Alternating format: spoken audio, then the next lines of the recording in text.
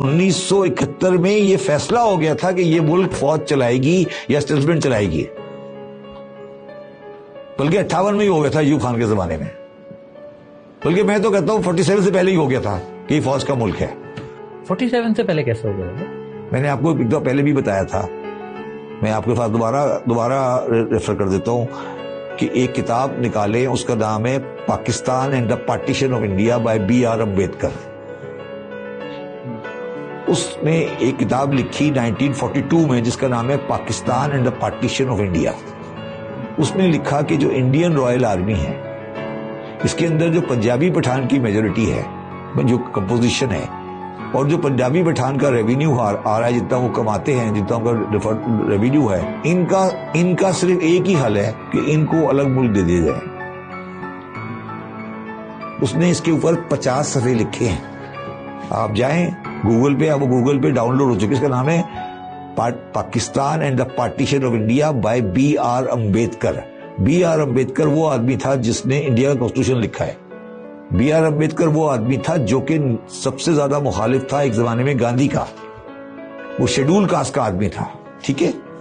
اس آدمی نے یہ کتاب لکھی، ٹھیک ہے؟ اس نے ایک سوال کیا، اس نے کہا یہ جو انڈین آرمی ہے، مسلمانوں کی آرمی ہے، جب انڈیا آزاد ہو جائے گا، ٹھیک ہے، یہ آرمی آ گئی، ہم نے اس آرمی کو لگا دیا، وہ 54% آرمی کے پرسنل جو تھے اس وقت انڈین آرمی میں، وہ مسلمان تھے، پنجابی پٹھان۔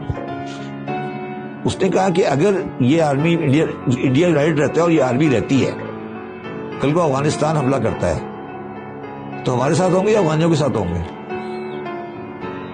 تو ان بیچاروں کا ایک ہی علاج ہے، ان کو لگتا ہے، ان کو نہیں، اس آرمی کو ملک دے دو۔ یہ میں نہیں کہہ رہا ہوں یہ بات، 42 کی کتاب ہے، لکھ چاہو تو ڈاؤن لوڈ کر کے پڑھو ڈاؤن لوڈ کر کے، میں نے نہیں لکھی ہے، 42 میں لکھی ہے، 50 صفحے لکھے اس نے اس سبجیکٹ کے اوپر، 50 پیجز۔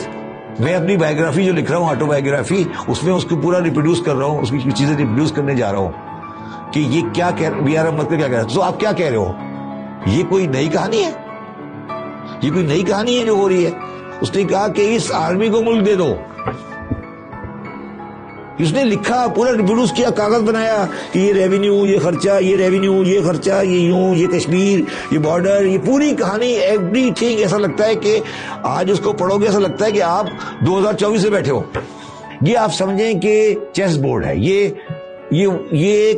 مطلب آپ سمجھیں کہ کھیل ہو رہا ہے، اور یہ کھیل with all due respect establishment کھیل رہی ہے، اور سیاستدان اس کھیل کے مورے ہیں۔